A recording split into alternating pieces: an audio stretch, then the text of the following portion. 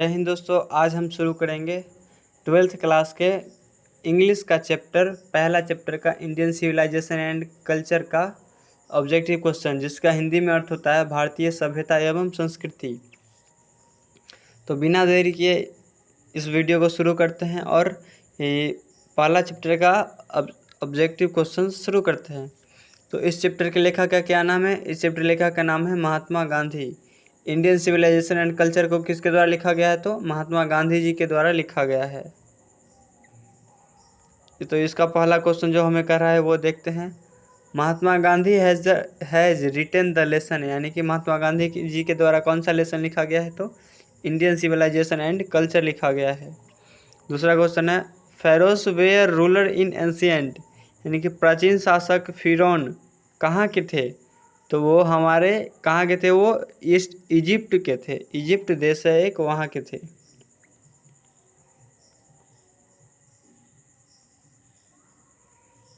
अगला क्वेश्चन है, dash were ruler of Egypt, यानी कि इजिप्ट के शासक कौन थे? तो इजिप्ट के शासक फेरोज थे।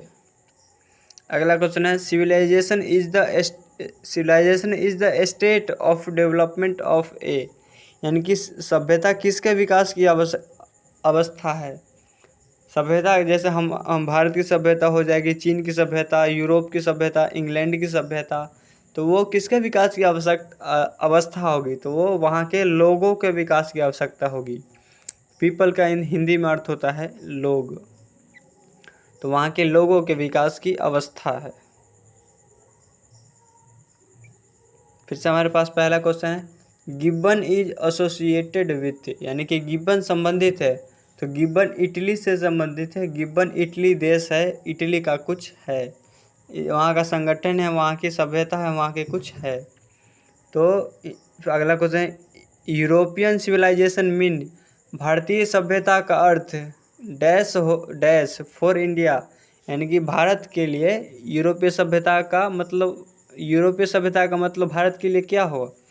तो मान लीजिए अगर इसमें क्वेश्चन में कहा गया है कि भारत में पूरी तरह यूरोपीय सभ्यता आ जाएगी, तो इसका मतलब क्या होगा? तो इसका मतलब बर्बादी होगी, कि हमारी सभ्यता की बर्बादी हो गई। तो बर्बाद को इंग्लिश में कहते हैं ruin, RUIN, ruin. Option number D.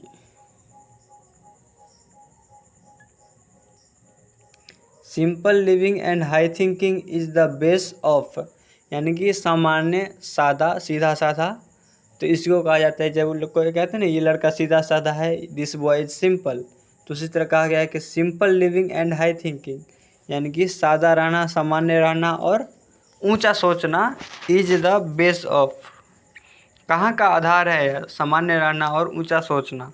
तो ये हमारे महात्मा गांधी जी ने हमारे यहाँ का आधार बताया है इंडियन सिविलाइजेशन का, यानी कि भारतीय सभ्यता का क्या आधार है? कि वह महात्मा गांधी जी सिंपल रहने में और अधिक सोचने में ज़्यादा विश्वास करते थे। अगला क्वेश्चन है, India glory is that it is, यानी कि भारत की महिमा है कि वह क्या है? भारत की महिमा है कि वह इमूवेबल है। इमूवेबल का अर्थ होता है दृढ़। भारत की महिमा है कि वह दृढ़ है, वह नहीं बदलेगा, उसकी सभ्यता नहीं बदलेगी।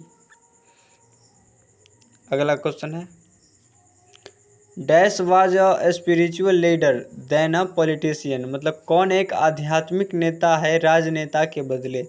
तो वो हमारे महात्मा गांधी जी हैं। महात्मा गांधी जी किसी पार्टी में नहीं रहे थे, वो एक आध्यात्मिक नेता थे।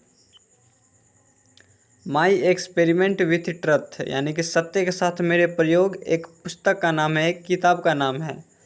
हैज़ रिटन बाय, किसके द्वारा लिखा गया है? तो वो महात्मा गांधी जी के द्वारा लिखा गया है।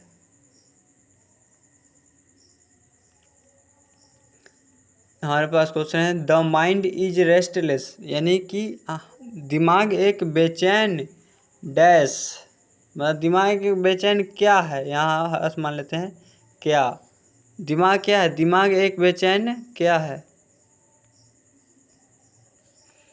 The more it gets the more it wants, मतलब इसको जितना मिलता है वो उतना ही और चाहता है। तो हमारा दिमाग एक द माइंड इज रेस्टलेस, तो दिमाग एक बेचैन डैश है, क्या है, the more it gets the more it wants, मतलब इसको जितना देता है ये उतना ही चाहता है। तो हमारा दिमाग एक बेचैन चिड़िया है, बेचैन पक्षी है, जिसको इंग्लिश में बर्ड कहते हैं।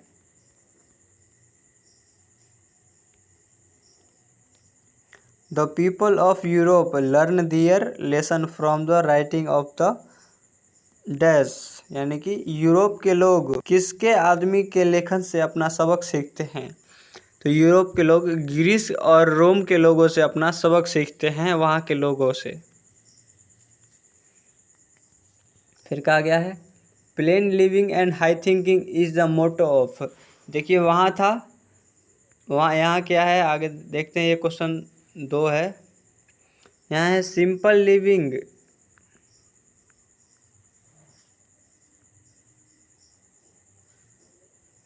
यहाँ कहा गया simple living and high thinking, यहाँ सिंपल है, simple living high thinking is the base, यहाँ कह रहा है यहाँ बेस है, ध्यान दीजिएगा यहाँ बेस है, base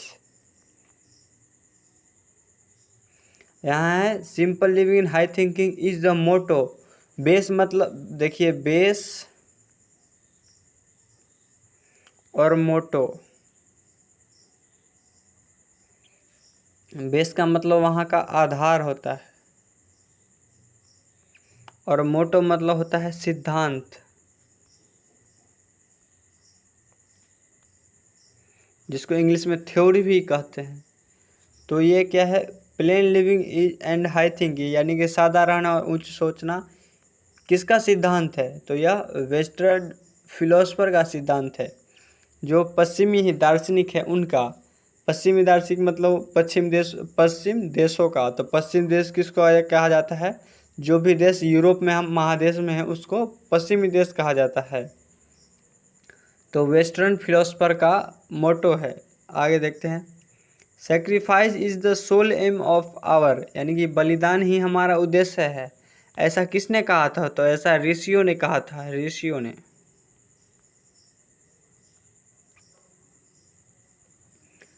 dash is did against blind imitation of western civilisation, यानी कि पश्चिमी सभ्यता की अंधी नकल के खिलाफ हैं।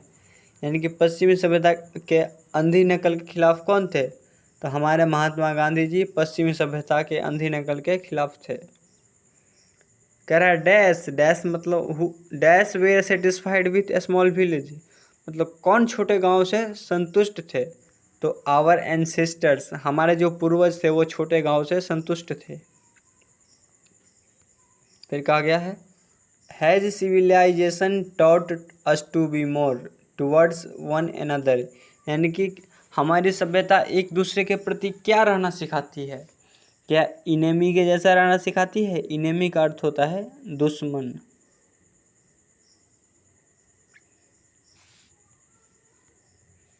फिर है एंग्री, एंग्री का मतलब होता है गुस्सा।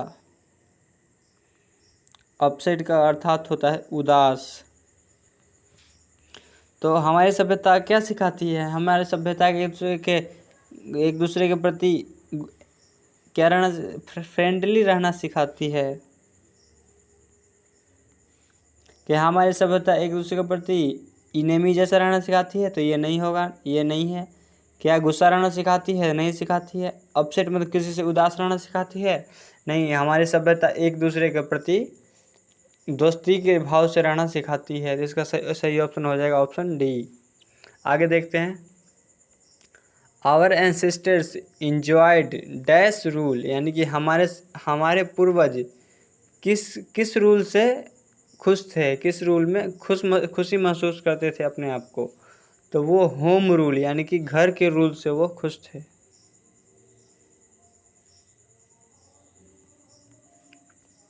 कहा गया है wealth and the luxuries do not make a dash happy, मतलब ऐशो आराम और शोहरत किसको खुश नहीं बना सकती है। तो ऐशो आराम और शोहरत किसी मनुष्य को, आदमी को खुश नहीं कर सकती है। किसी के पास कितना भी पैसा हो जाए, उसके पास अगर बात करने के लिए आदमी नहीं रहेगा, उसकी इज्जत नहीं होगी, तो उसको वो क्या है कि खुश नहीं रह सकता है। फिर हमारे पास है गांधी वेंट टू चंपारण इन, यानी कि गांधी जी चंपारण कब गए थे या फिर कब आए थे, तो गांधी जी चंपारण 1917 में आए थे। फिर हमारे पास है the people of Europe are inspired by, यानी कि यूरोप के लोग किससे प्रेरित है। The people of Europe are inspired by dash and Roman writers, तो ग्रीक एंड रोमन राइटर्स। जो यूरोप के लोग हैं वो रोमन और ग्रीक के लेखकों से प्रेरित होते हैं। The invention of dash proved a milestone in our development, मतलब किस चीज़ के आविष्कार ने हमारे सभ्यता के विकास में मील का पत्थर डाल दिया, तो आगे के आविष्कार ने हमारी सभ्यता के विकास में मील का पत्थर डाल दिया था। ये जो बात कही गई है यह इस पाठ के पहला चैप्टर के हिसाब से दिया गया है। हमारे पास इसी चैप्टर के अनुसार से हमें इसका आंसर भी पढ़ना पड़ेगा। फिर कहा गया है कि महात्मा गांधी रोट विभिन्न आर्टिकल्स फॉर, यानी कि महात्मा गांधी जी ने जो विभिन्न लेख लिखे थे वो किसके लिए लिखे थे, तो वो लिखे थे यंग इंडिया के लिए।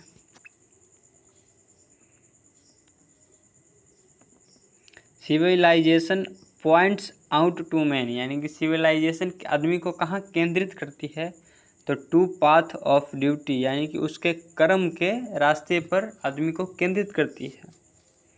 अगला क्वेश्चन है to absorb morality is to attain mastery over dash, यानी कि नैतिकता का पालन किस से करने के लिए महारत हासिल करना है, तो नैतिकता का पालन माइंड एंड पैशन, मन और जुनून से। माइंड का मतलब होता है मन,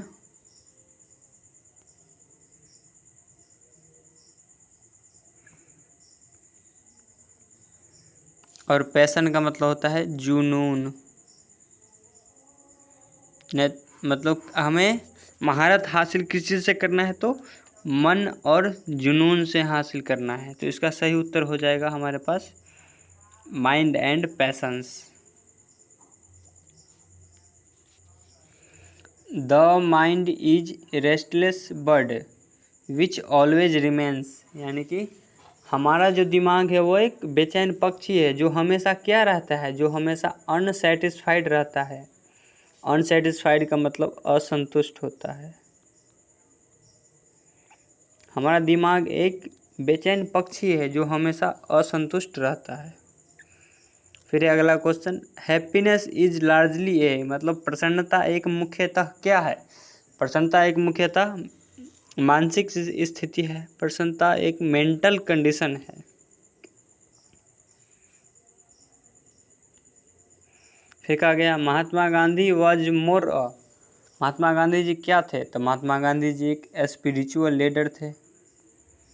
यहाँ स्पिरिचुअल का स्पेलिंग गलत है, मैं आपको सही बताता हूँ। SPIRIT,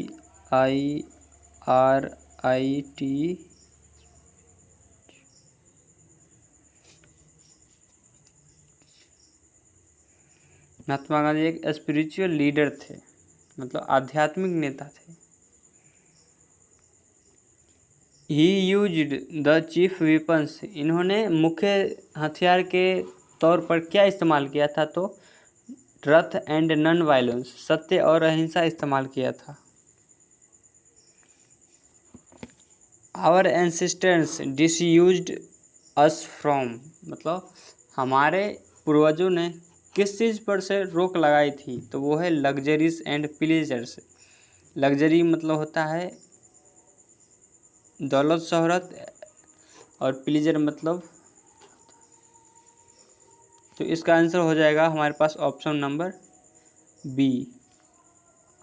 अगला क्वेश्चन है people in ancient days were satisfied with, यानी कि जो प्राचीन लोग थे वो किस चीज़ से खुश थे, तो प्राचीन लोग गांव से ही खुश थे, अपने गांव में ही रहना चाहते थे। महात्मा गांधी जी ने बताया था कि हम शहर नहीं जाएंगे क्योंकि शहरों में लुटेरे रहते हैं, वो हमें लूट लेंगे। तो हमारे जो प्राचीन लोग थे वो गांव में ही खुश थे। Our forefathers saw that kings and their sword were inferior to, यानी कि हमारे पुरखों ने देखा कि राजा और उनकी तलवारें किससे हीन हैं, तो राजा और उनकी तलवारें नैतिकता से हीन थी।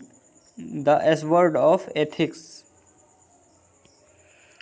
इन ancient days the common people followed, यानी कि प्राचीन दिनों में सभी लोग क्या फॉलो करते थे, यानी किस चीज़ को फॉलो करते थे, तो वो चीज़ होती है एग्रीकल्चर, यानी कि पुराने लोग जो है वो खेती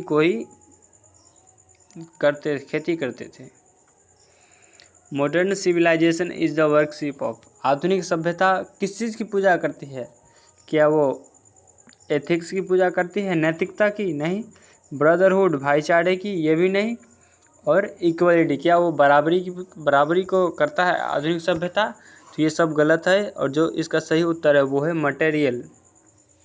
आधुनिक सभ्यता हो वो क्या हो कि आधुनिक सभ्यता में फिजिकल चीज़ों की बढ़ोतरी हो रही है, भौतिक साधन की बढ़ोतरी हो रही है, हमारे साधन बढ़ रहे हैं अभी के सभ्यता में इन मॉडर्न सिविलाइजेशन।